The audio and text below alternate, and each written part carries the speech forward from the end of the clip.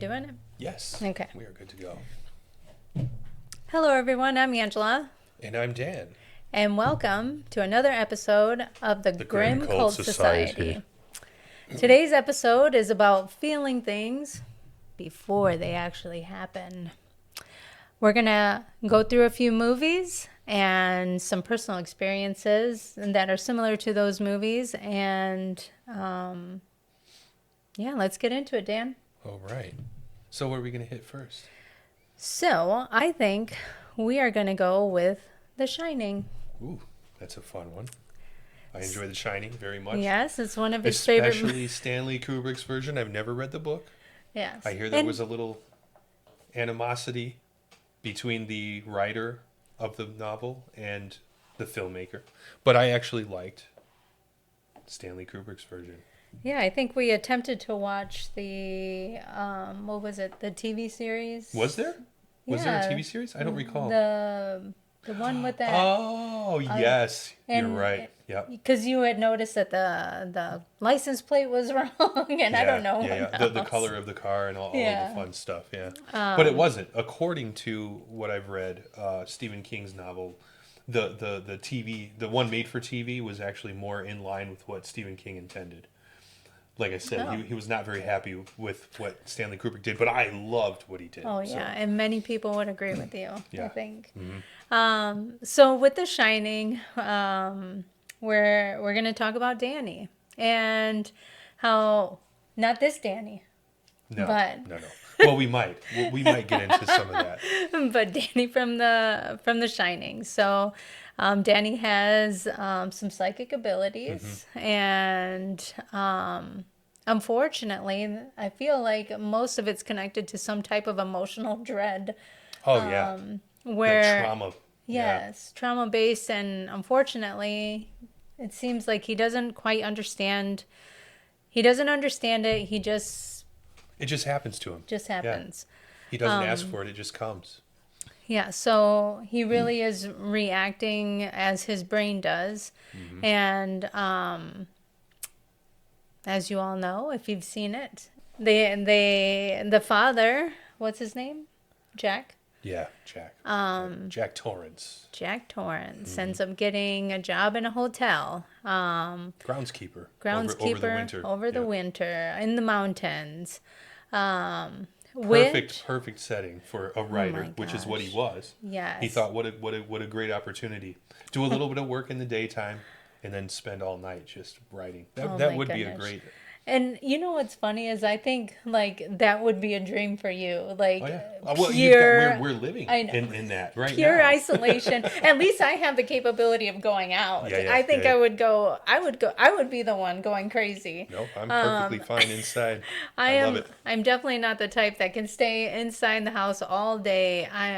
I mean, if I'm in the house for a day and a half, I'm already getting the bug. Like, I got to go to the store. Oh, hey, I'm going to go to the gas station. You can lock me in a 4x4 room that has a little baby window, and I'll be happy. So, when it comes to The Shining, we wanted to kind of focus on, things that you feel prior to them actually happening. And just kind of connect our own personal experiences to that. And, when I think about The Shining and poor little Danny, I think about as children, we tend to be a little more connected to, I guess, the outside capabilities of our universe. Right. And we haven't yet been fully, I guess, indoctrinated. I don't know what word to use better than that, but we're in our most creative as children until the world beats us down so much that we just kind of lose that. Right. And with that, I think we also lose some of our spirituals, some of our ability to kind of sense things. Yeah. Not all of it, because clearly we all still kind of have feelings from time to time, but yeah, it was much stronger as children.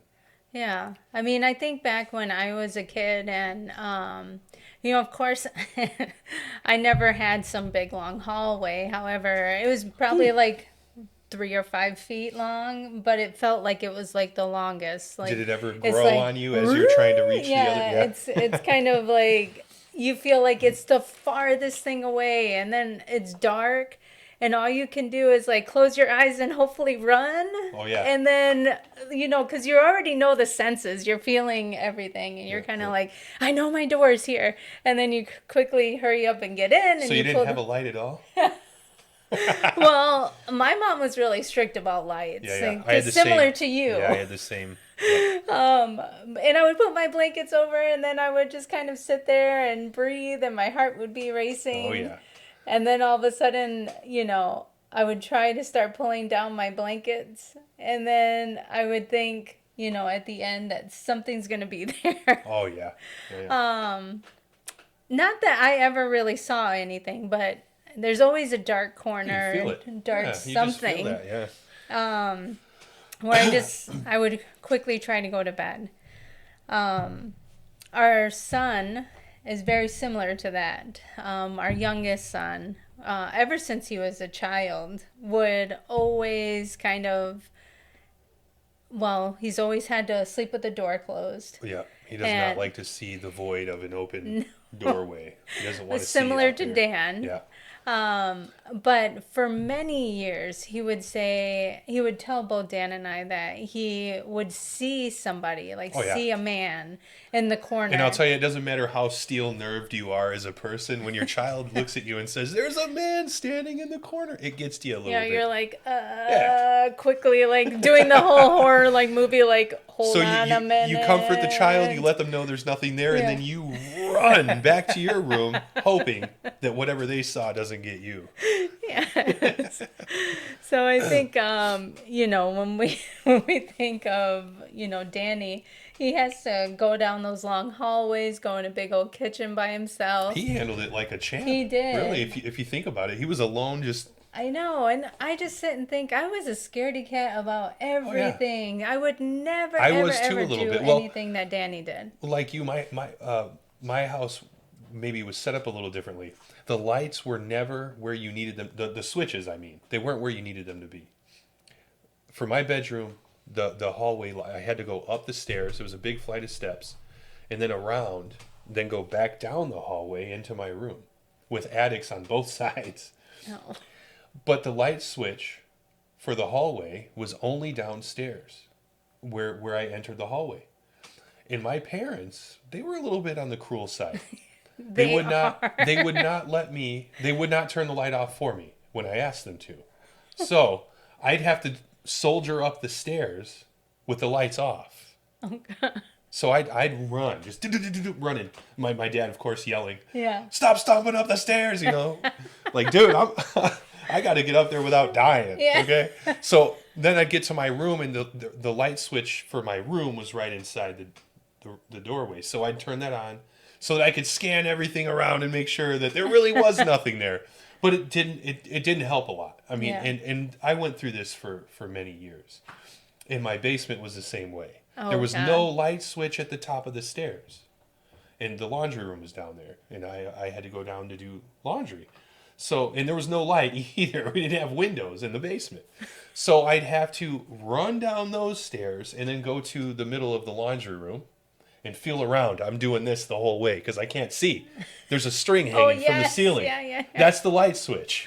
So so anyway, yeah, it was creepy. It was very creepy, and I always felt like something was there. I always felt that. Yeah. So crazy. Yeah, I'm thinking about the hallway thing situation. And when we were kids, it was an apartment that was kind of a duplex. So the hallway was like on the other side of the duplex. And at the time, we had somebody who lived next door to us that would make all these weird noises and stuff. Oh, man. They had this ghost in their hallway. What? I know. It was kind of like the ones that you would hang, so when you pass it, it'd go, woo! Oh, nice. So, I love that. And I think they did that because they were adults. There were two adults, and I would say hated kids. So Stay out of my shit. every time you would go past the hallway, and if you like hit the wall any sort of way, because like I said, I used to touch the wall, and it would all of a sudden like So trigger dark, it. huh? Yeah, Yeah. it would trigger it because there's no light down our hallway except because it was a long hallway and then a kitchen. So you would have to go down the hallway, and my room was right in front of the kitchen, and I was in that room with my sister and my brother. So yeah, I would always run in there because they didn't care. My sister has always been a horror fan, like just has loved it since coming out of the womb, similar to you. And my little brother, he just didn't even think about it. So like for me, I've always been the scaredy cat. So I just still like I still can't handle much of anything. And I'm surprised I was able to handle The Shining when I did see that, because it is very creepy. I mean, I think some about parts of it, the hotels coming to life, basically, which is funny because we did see something recently where, you know, a house came, like a huge mansion came to life, Rose Red, another Stephen King, which is funny. I didn't even think about that. But he must have something about like spirits and things coming to life. In buildings and places. I don't know if anyone's seen Rose Red. We recently saw it as like a 4-hour movie. We just watched it over the last couple of days. Really good. It was very good. I didn't have high hopes. This is probably blasphemy. I'm not the biggest Stephen King fan. I do like some of the work. But I think you like the work when it's interpreted by someone else. I think it has to be pretty deep.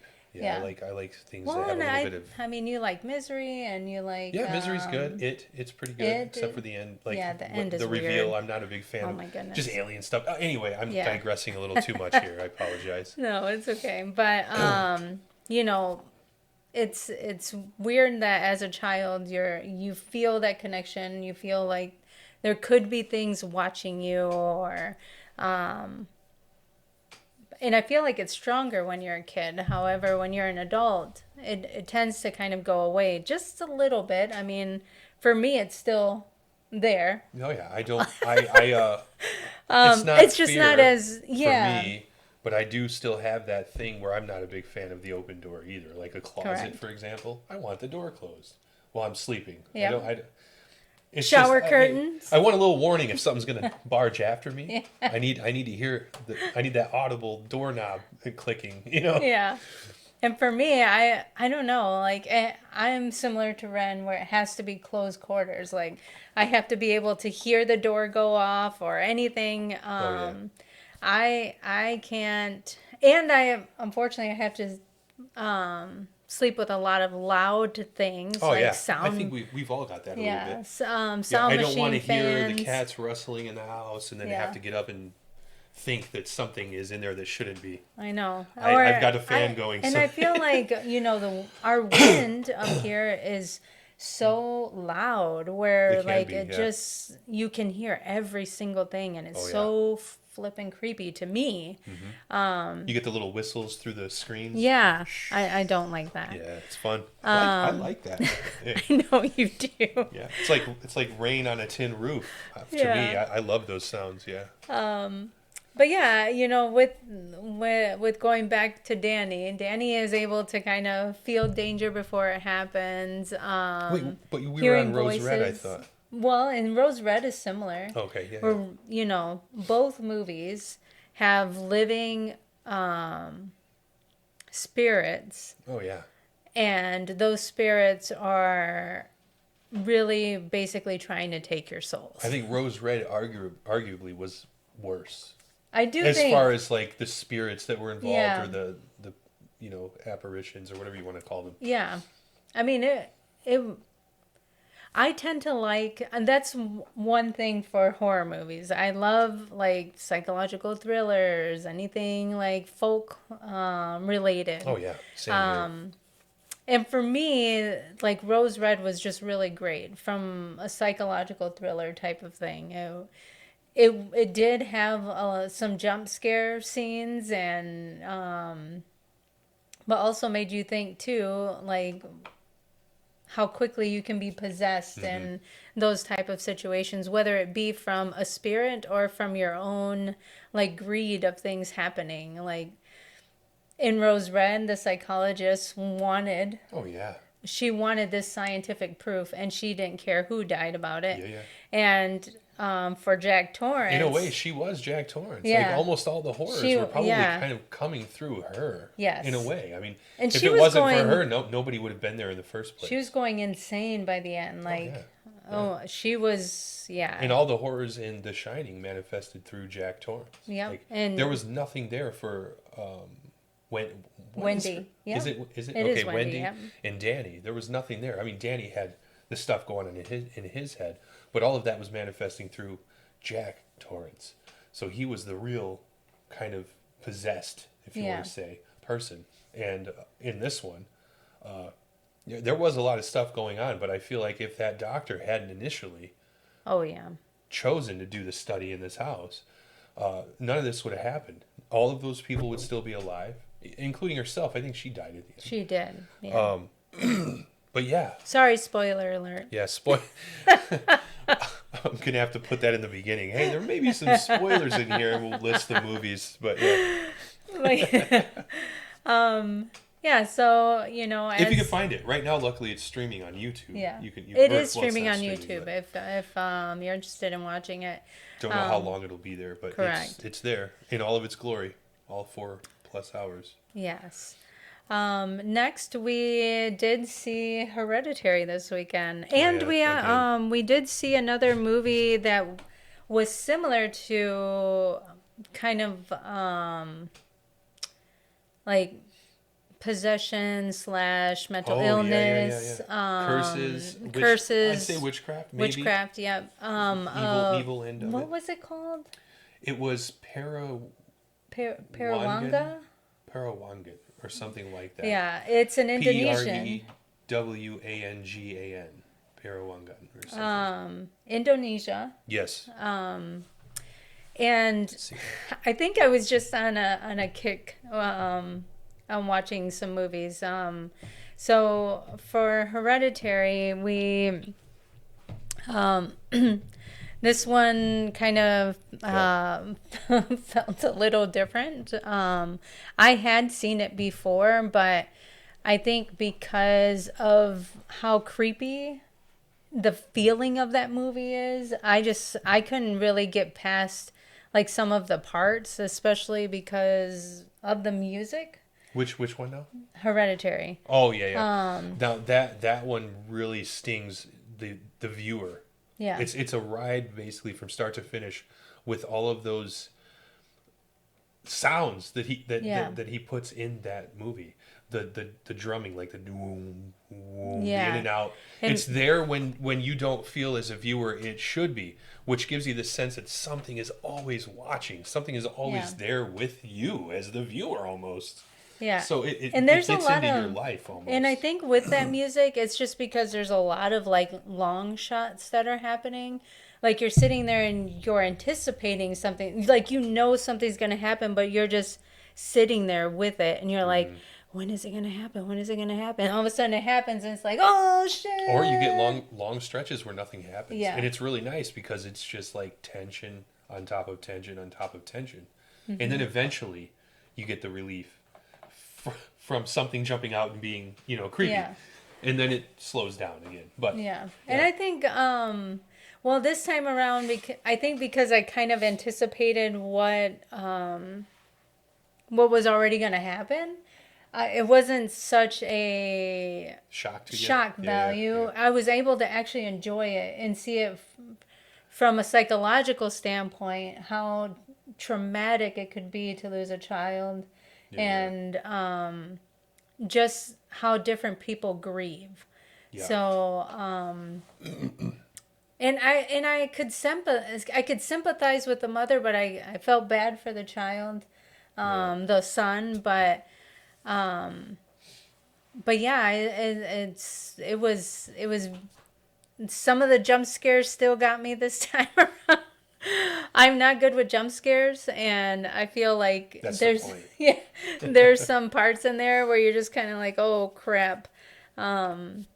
but yeah, I think it touches on, unsettling feelings, feeling things that may not be there, but they're there. Like when he was kind of seeing like different images of himself, he's very anxious. Like it made you feel anxious, and I think the music also contributed to that. Yeah, those droning hums and all of that stuff. Yeah. Definitely keeps your attention. It kind of immerses you in that world. Yeah. And very uneasy. Yeah. Yeah. Well done. I mean, it's one of my. Yeah. It's absolutely one of my favorites. It is one of yours. You talk about it a lot, and it was great to be able to see it again and maybe not be so scared this time. But yeah, I think it's. It had the same feeling. This is totally off topic, probably, but the same feeling as Mother had. Oh. And that one was so good. That was a good movie. Oh my gosh. Well, anyway. I think it's a good movie. But when you're able, Dan and I like to watch analysis movies, and I think when you're able to get different perspectives of what people may get from the movie, I think we always like that, and we're always kind of like, oh man, yeah. Then when you watch through, you kind of formulate off of those ideas as well. Yeah. So whatever ideas you had, they get built up even more. And it makes the movie more enjoyable. It does. Almost all movies. Yeah. When they're written with intention and when they're filmed with intention. Yeah, that's what I like about them personally. But the Hereditary was perfect. I loved it. It was nice to be able to actually watch it and enjoy it rather than. I can't believe we watched that and then you went right to the Paranguan or whatever that Indonesian film. Oh my gosh. It was really a good film, but that was a good. I don't know how you sat through two. That's not like you. It's not like me. Back to back.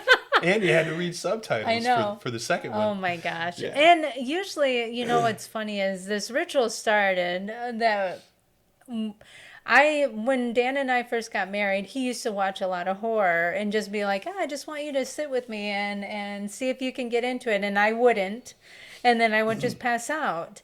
And then I'd get up and, it would be almost done or at the last 5 minutes. And then I'm like, damn, I got a good nap and I got to see the ending. So now that has just become something that we do. We will put on Shudder and we will take a nap. And I had placed that movie on just thinking, okay, well, I'm probably not going to really want to read the subtitles. And I'm most likely going to fall asleep because it's subtitles and I don't know, it's a horror. So all of a sudden I'm laying down and I started watching it, and then Dan of course is in and out, but then I get really hooked to this movie. And there were a lot more jump scares in that there one too. Was. And it's, what is it when they do the whole like back and then their bones are all I just call it skittering. I don't know if there's a legit name for it. When they're doing the whole like really dysphoria quick, really quick movements. I can't. Joints kind of dislocating. Her joints dislocated, and she did the exorcist move or whatever, and it. Oh my gosh, it's just terrible. I hate those. But it was about a family who came from wealth, but they didn't know how they came from wealth until the son's wife actually somehow found out how the family got wealthy, and ultimately did this ritual in order to obtain the wealth. And it conjured a demon that was also slowly, what is it? Kind of taking them over. Yeah, kind of taking them over. Turning them into automatons almost. The mother was basically bedridden. She was alive, but incapable of doing anything. And the demon lived in a mirror that was from a certain lake or a certain ocean or something. I can't remember. And so this mirror was kind of like a portal for this demon.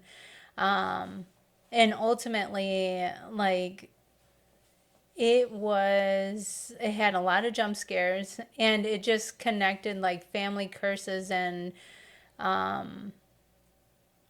maybe people's want for wealth and abundance, but so bad where they're willing to give up everything. Oh, yeah. In order to do that. Like the curse really was, you asked for this demon to give you everything that you would want, but you are sacrificing yourself and your whole family for 7 generations. Yeah, it's insane. 7, very specific number. Yeah. Yeah, it's funny. That's tied to a lot of things, and it's also a biblical number. So that's fun, yeah. I didn't really do any analysis on this one yet, but I will. I have to. Yeah. Because it was pretty good. It was good. And man, if you're okay with subtitles, I would suggest to watch it. There is some really good jump scares. There were a lot more. They do the smile thing too. Oh, yeah. That's creepy as hell.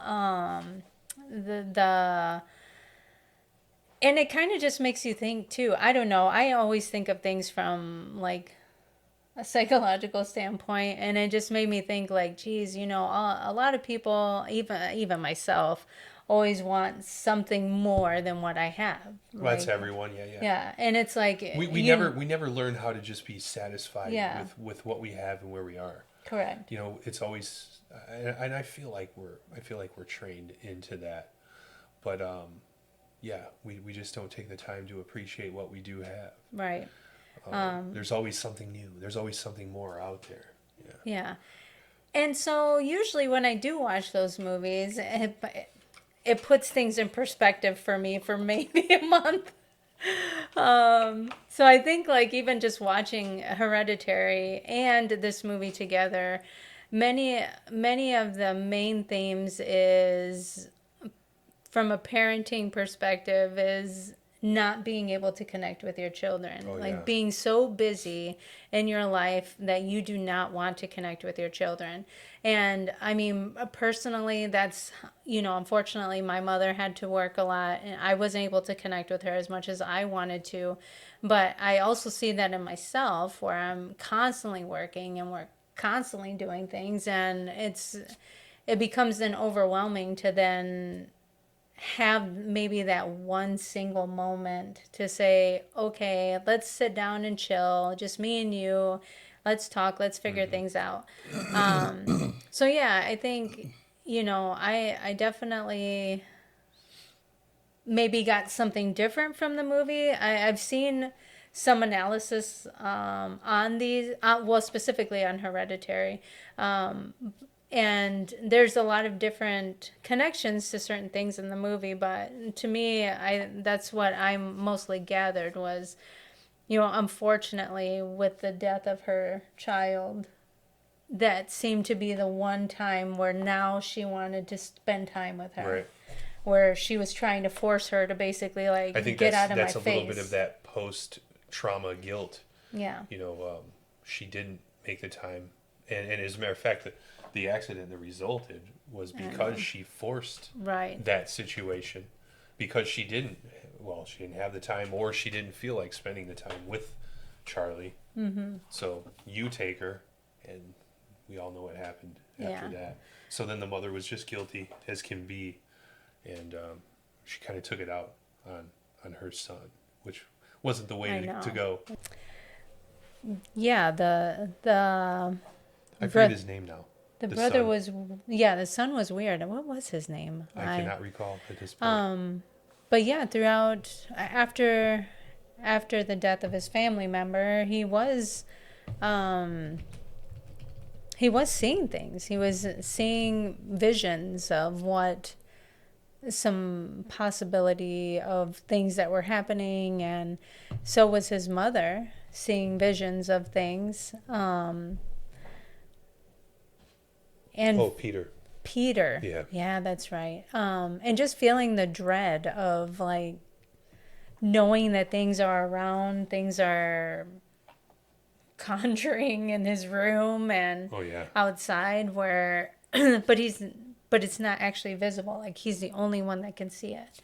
As kids, we're able to feel things a little bit stronger. And then as we slowly become adults, we end up losing that sense or ability, but it's still there because I think it really, our bodies are meant to feel that kind of stuff. We're meant to feel, things before they happen. It's like an instinct. Yeah. But sometimes fails us. Yeah, sometimes it fails us and we don't actually go with that feeling, and it gets us into trouble, or gets us going down a road we maybe don't want to, or say the wrong thing or do the wrong thing. So I don't know, has anyone out there ever felt that have you felt something before it happened? Have you gotten that weird phone call after thinking about someone, or feel that something is just not right when you're walking into a room, or down the street late at night? Yeah, down the street late at night. Just even walking down your driveway. Yeah. I know there's been plenty of times that creeps me out, but well, especially in the dark. Yeah. I feel like it's the worst. And if you live out in the country, has there ever been times you've been scared? I think for many country folks, y'all are used to darkness and things being dark, fine. Yeah. Pitch black. Almost. But as a city girl, I think it's the creepiest shit ever. It's not growing on you yet? No. And it's okay. Need the lights. Yeah, it's gotta okay, but I gotta have the lights. So we appreciate you listening, and we will see you at the next episode. Yes, we will. Hopefully it's creepy. It will be. So thank you, everyone. Thanks a lot. Take care. Bye.